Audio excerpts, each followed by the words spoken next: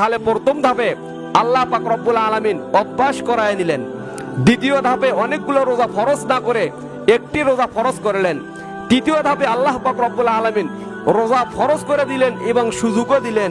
কি সুযোগ দিলেন? যে তোমরা যদি রোজা না রাখো তার পরিবর্তে তোমরা গরিব মানুষকে ফিদিয়ে দাও, তোয়াম ও মিসকিন, গরিবদেরকে খানা খিলায়া দাও। এইটা হলো তৃতীয় ধাপ। 4 নম্বর ধাপ।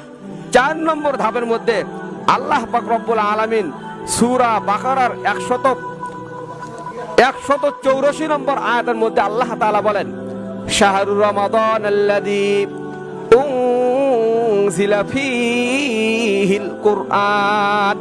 আল্লাহ পাক রব্বুল আলামিন বলেন যে আমি রমজান মাসে কোরআন নাজিল করেছি। কি নাজিল করেছি বলেন? রমজান মাসে এই কোরআন শরীফ নাজিল করেছি।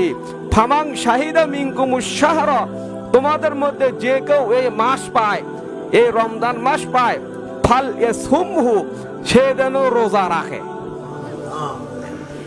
কি করে বলেন? সে যেন রোজা রাখে। তাহলে এখানে আল্লাহ পাক রব্বুল আলামিন রোজা রাখার কথা ফরজ করে দিলেন। প্রত্যেকটা বালেক নর এবং নারীর উপর রোজা রাখা ফরজ করে দিলেন। এই আয়াত নাজিল হওয়ার পর পূর্বের আয়াত যেটা বললাম যে তোমার সমর্থন আছে কিন্তু তুমি রোজা না রাখে গরিবদেরকে মিসকিনদেরকে খানা খিলায়া দাও, তাহলে তোমার ফরজ আদায় হয়ে যাবে। কিন্তু এই আয়াত নাজিল হওয়ার পরে এই পূর্বের আয়াতের হুকুম নাসেখ মানসুখ হয়ে যায়। নাসেখ মানসুখের আরবি শব্দ মানে বাতিল হয়ে গেল, রহিত হয়ে গেল। যে পূর্বের হুকুম কি ছিল? আমি ধনী ব্যক্তি, আমি বড়লোক ব্যক্তি, আমার শক্তি আছে, আমি যদি রোজা না রাখি গরিবদেরকে খানা খিলালে আমার রোজার কাজ হয়ে যাবে।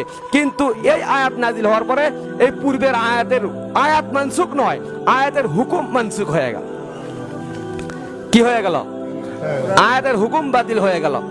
তাহলে প্রথম ধাপ আমরা কি পেলাম? যে আল্লাহ পাক রব্বুল আলামিন নবীর মাধ্যম দিয়ে সাহাবা ইকরামদেরকে অভ্যাস করালেন।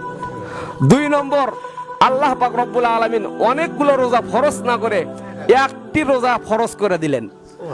3 নম্বর, আল্লাহ তাআলা হে ঈমানদারগণ, তোমাদের উপর রোজা ফরজ করে দিলাম কিন্তু কিছু সুযোগও দিয়ে দিলাম।